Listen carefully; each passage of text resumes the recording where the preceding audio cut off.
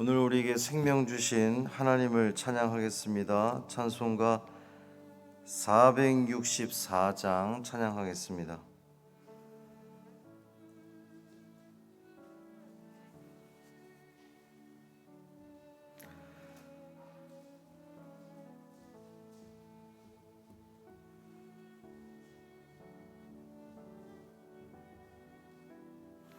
찬송가 464장 믿음의 새빛을 찬양함으로 새벽 기도회를 시작하겠습니다. 믿음의 새빛을 밝히는 마음으로 주의 길 나서는 하나님 백성들, 언제나 밝은 마음 믿음으로 살면 은혜의 구원 열매 풍성히 맺으리. 소망의 새빛이 가득한 마음으로 주의 길 따르는 하나님 백성들, 언제나 푸른 마음 소망으로 살면 영광의 하늘나라 면류관 얻으리. 사랑의 새빛을 나누는 마음으로 주의 길 행하는 하나님 백성들, 언제나 넓은 마음 사랑으로 살면 평화의 주님 나라 이 땅에 이루리. 아멘.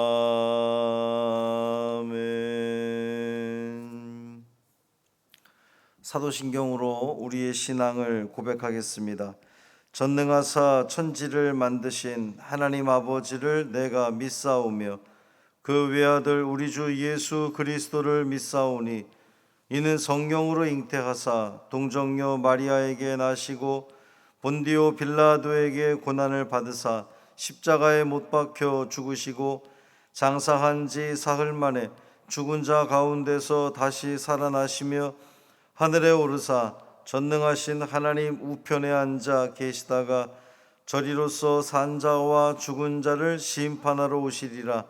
성령을 믿사오며 거룩한 공회와 성도가 서로 교통하는 것과 죄를 사하여 주시는 것과 몸이 다시 사는 것과 영원히 사는 것을 믿사옵나이다. 아멘.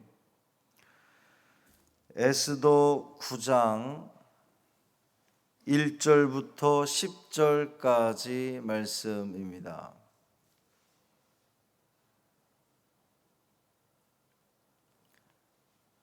에스더 9장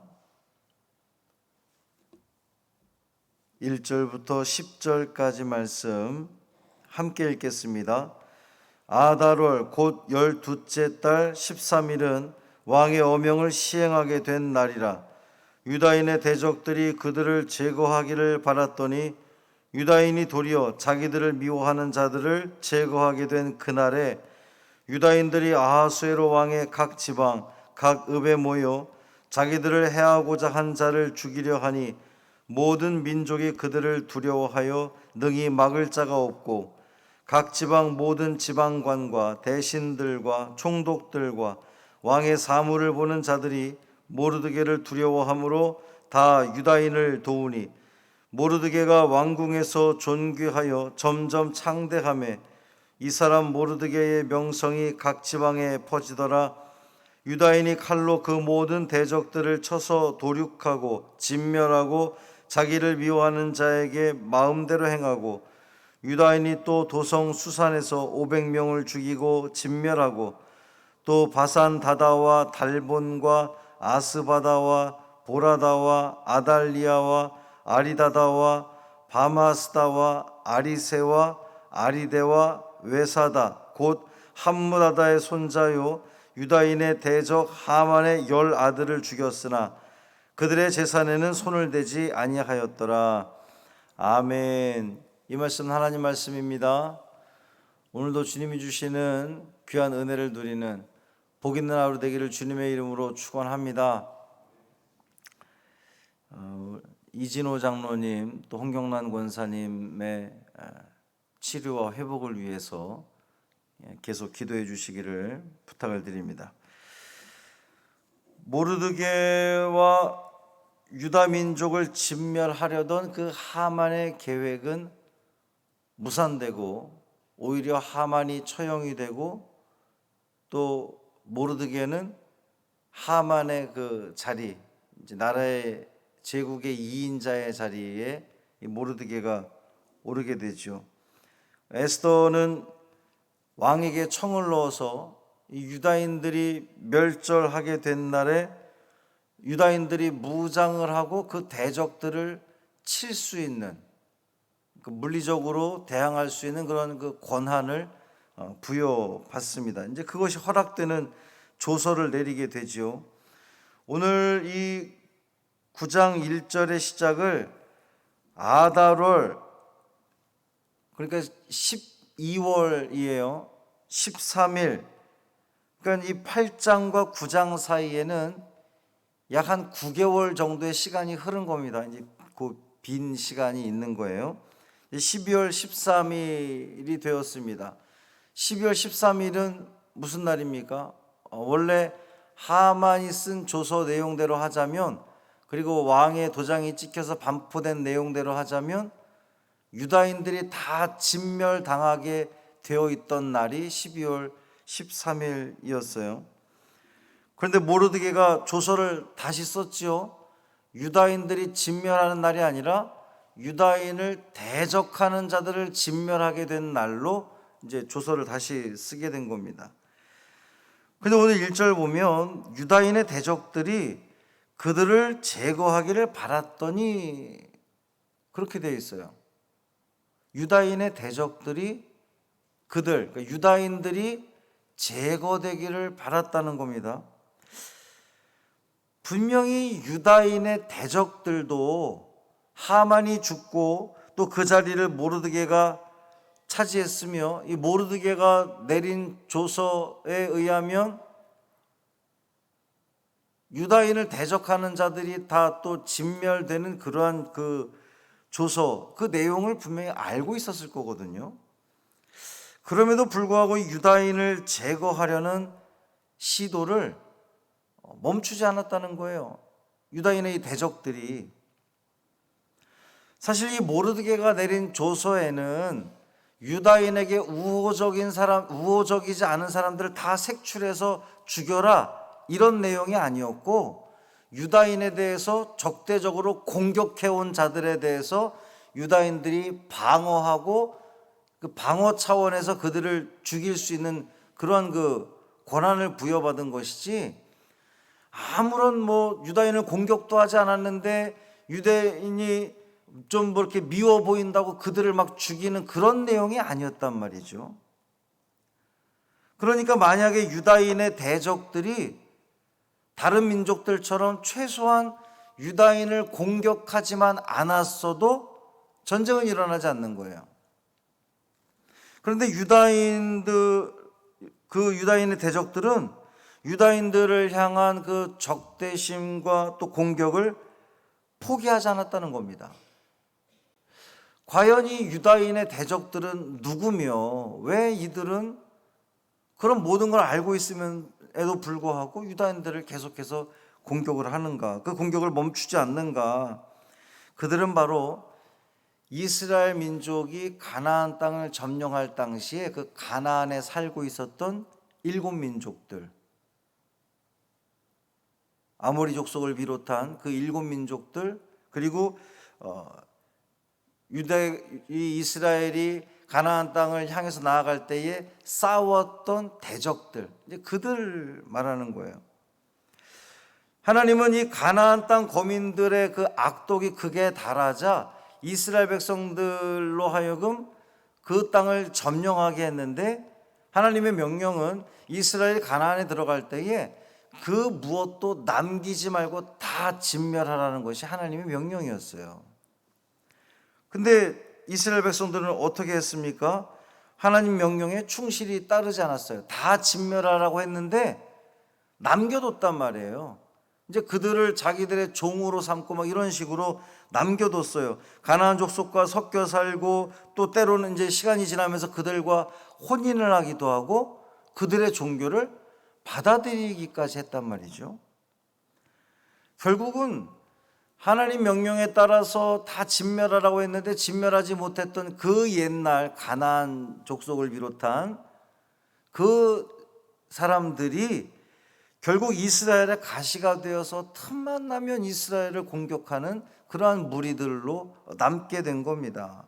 이제 세월이 흘러서 바사 제국이 다 이 고대 근동 지역 전체를 다 점령했을 때에 유대도 바사의 포로, 또 그 족속들도 바사의 포로, 그래서 바사 제국에 다 이 휘하에 들어가게 되었죠. 유대인들이 자신들의 과거를 잊지 않았던 것처럼 이 유대인의 대적들도 자기들의 땅을 빼앗은 저 이스라엘 백성들, 유대인들을 그들의 자기들을 향한 이 해악들을 잊지 않고 있었다는 거예요. 그러던 중에 유다인을 진멸하라고 하는 그 바사 왕의 조서가 반포됐을 때에 그 대적들은 얼마나 좋았겠어. 이야, 기회가 왔구나. 우리의 땅을 빼앗았던 저 이스라엘 백성들을 12월 13일이 되면 우리가 다 진멸할 수 있는 날이 됐구나. 얼마나 기뻐했겠습니까? 그런데 그토록 자신들이 지지했던 또 기대했던 하만이 오히려 죽고 모르드게가 나라의 2인자가 되고 또 모르드게 뒤에는 누가 있어요? 왕후 에스더가 있게 되었습니다. 이 모든 상황이 전세가 역전되었음에도 불구하고 그들은 얼마나 이 유대인들이 싫었으면, 미웠으면 여전히 이 정권이 바뀌고 이 조서의 내용이 바뀌었음에도 불구하고 유대인들을 공격했다라고 하는 거예요. 결국 유대인들을 공격했던 유대인들의 대적들은 다 죽고 맙니다. 거듭 말씀드리지만 유대인에게 해를 끼치지 않는 사람들까지 다 멸한 것이 아니라 유대인들을 공격했던 자들에 대해서 유대인들이 방어를 했다는 거예요. 그들을 진멸시켰다는 겁니다. 그리고 모르드게의 명성은 더 퍼졌다. 성경은 그렇게 이야기를 하고 있어요. 이 7절부터 9절까지 쭉 사람 이름이 나오는데 그것은 하만의 10 아들들의 이름입니다. 그 하만의 아들들 역시 유대인들로부터 비참한 최후를 맞게 됩니다.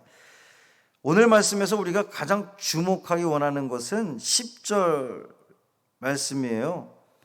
후반부에 그들의 재산에는 손을 대지 아니하였다 그랬습니다.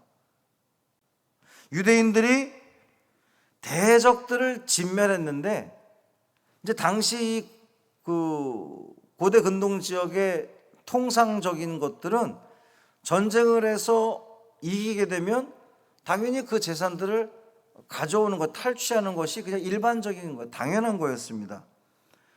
심지어 이제 8장 11절에 보면 그 모르드게가 조서를 새로 꾸밀 때에 그 내용 중에 그들을 대적들을 진멸하고 재산을 탈취할 것이라 이렇게 되어 있어요. 그러니까 대적들을 진멸시키고 그들의 재산을 탈취하는 것이 아예 그 왕의 조서로 당연하게 반포가 됐던 내용입니다. 그런데 유대인들은 대적들을 멸하기는 했어도 그들의 재산은 건들지 않았다는 거예요. 왜 그랬을까요? 여기에는 아주 영적인 깊은 의미가 담겨 있습니다. 유대인들이 도적대가 아니라는 것을 증명하기 위함이었던 거예요.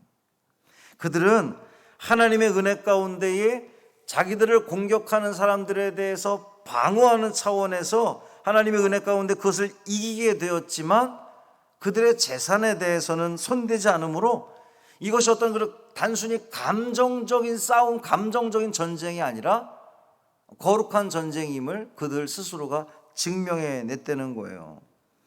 유대인들이 자기들을 공격하는 대적들을 진멸했던 것은 그 이유가, 목적이 결코 재물에 있지 않았다는 겁니다.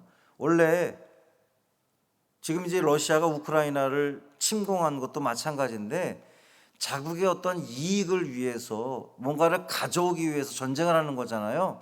단순히 전쟁만 일으키고 끝나는 목적이 아니라 뺏어오기 위해서 그걸 전쟁을 일으킨단 말이죠. 그런데 이 유대인들의 본래적인 전쟁의 목적은 이 싸움을 명하신 하나님께 대한 신앙, 또 대적들로부터 자신들을 보호하는 데 있었지 재산을 탈취하는 것에 있지 않았기 때문이라는 거예요. 이것을 모든 다른 민족들에게 알리기 위해서라도 그들은 그 재산에 손을 대지 않은 겁니다. 만약에 유대인들이 재산을 탈취하는 것이 허락되었다고 진멸하면서 다 재산을 만약에 가져왔더라면 주변에 있는 그런 다른 민족들이 유대인들을 뭐라고 보겠어요? 아, 저들이 재산 때문에 전쟁을 일으켰구나, 이렇게 생각을 할 거 아니에요. 이 유대인들의 신앙의 순수성마저도 의심을 받았을 거란 말입니다. 재산을 탈취하지 않은 광경을 바라보면서 주변에 이제 이 바사제국 자체가 워낙 다민족 사회였으니까 다른 민족 사람들이 뭐라고 봤겠어요? 아, 유대인들은 뭔가 달라도 다르구나. 재산을 탈취할 수 있음에도 불구하고 재산에는 손대지 않고 그저 자신들을 방어하기만 했구나. 사랑하는 성도 여러분, 우리는 세상을 살면서 때로는 하나님의 영광과 교회를 위해서 나의 권리와 이득을 포기해야 할 때가 있습니다. 오늘도 우리가 살아가는 이 삶 가운데에 조금, 많이도 말고 조금 손해보는 삶을 그 태도로 살아가면 좋겠습니다. 막 이악 물고 바득바득 그냥 다 내 거 챙기고 막 그런 모습이 아니라, 교회 다니는 사람들이 오히려 더한다는 그런 말을 듣는 것이 아니라 좀 더 손해보는 삶을 살았으면 좋겠어요. 어떤 사람들은 그렇게 이야기들 하더라고요. 왜 꼭 교회가 손해를 봐야 됩니까? 요즘 시대에 무슨 교회가 꼭 손해를 봐야 됩니까? 라고 말하는 사람도 있는데, 죄송하지만 그것은 성서에서 가르쳐주는 내용이 아닙니다. 예수님은 분명히 말씀하시기를 오리를 가자고 하는 사람에게 심리도 같이 가지고 겉옷을 내달라는 사람에게 속옷도 내주라고 하는 것이 예수님의 명령이었잖아요. 우리 그리스도인들은 이 땅에서의 삶을 그렇게 좀 손해보고 또 희생하고 그렇게 포기하고, 그러므로 인해서 우리의 모습을 통해서 우리 하나님께 영광을 돌려드리는, 아유, 교회 다니는 것들, 이것이 아니라 역시 교회 다니는 사람들은, 하나님을 믿는 사람들은 이러한 하나님께 영광을 돌려드리는 오늘 하루의 삶이 되기를 주님의 이름으로 축원합니다. 살아계신 아버지 하나님, 감사합니다. 하나님의 은혜 가운데에 오늘 또 이 하루를 시작합니다. 분명히 누군가에게는 허락되지 않은 이 하루일 텐데, 우리가 이 살아가는 이 삶이, 주어진 삶이 당연한 것 아니고 하나님의 은혜임을 깨닫고 최선을 다해서 정성스레 살아내는 우리가 되게 하여 주옵소서. 오늘 말씀을 통해서 우리에게 알려주신 그 하나님의 뜻을 분명히 깨닫게 하시고, 그 유다인들이 제산을 탈취하지 않았던 그 이유를 우리가 깊이 묵상하며, 우리 신앙인들도 우리 믿음의 자녀들도 오늘 하루 이 세상 살아가면서 우리가 어떠한 자세로 어떠한 태도로 이 땅의 삶을 살아가야 할지 분명히 결정하고 또 그대로 살아내는 우리 모두 되게 하여 주옵소서. 이진호 장로님, 홍경란 권사님, 주님 어루만져 주시고 고쳐주시고 치료하여 주시고 회복시켜 주셔서 건강한 모습으로 태어날 수 있도록 은총 더하여 주옵소서. 코로나에 확진이 되어서 여러 가지 모양으로 고통 가운데 있는 우리 사랑하는 성도들, 또 이 백성들 너무나 많이 있습니다. 하나님 붙들어 주옵시고 주님 찾아가 주시고 치료의 손길을 발하여 주셔서 건강을 회복할 수 있도록 인도하시고, 특별히 그 기간 동안 더욱더 하나님과 친밀해지며 가까워지며 믿음이 더욱더 성장하는 복 있는 자리가 되게 하여 주옵소서. 우리 주 예수 그리스도의 이름으로 축복하며 기도합니다. 아멘. 하늘에 계신 우리 아버지여, 이름이 거룩히 여김을 받으시오며 나라가 임하시오며 뜻이 하늘에서 이루어진 것 같이 땅에서도 이루어지이다. 오늘 우리에게 일용할 양식을 주시옵고, 우리가 우리에게 죄 지은 자를 사하여 준 것 같이 우리 죄를 사하여 주시옵고, 우리를 시험에 들게 하지 마시옵고 다만 악에서 구하시옵소서. 나라와 권세와 영광이 아버지께 영원히 있사옵나이다. 아멘.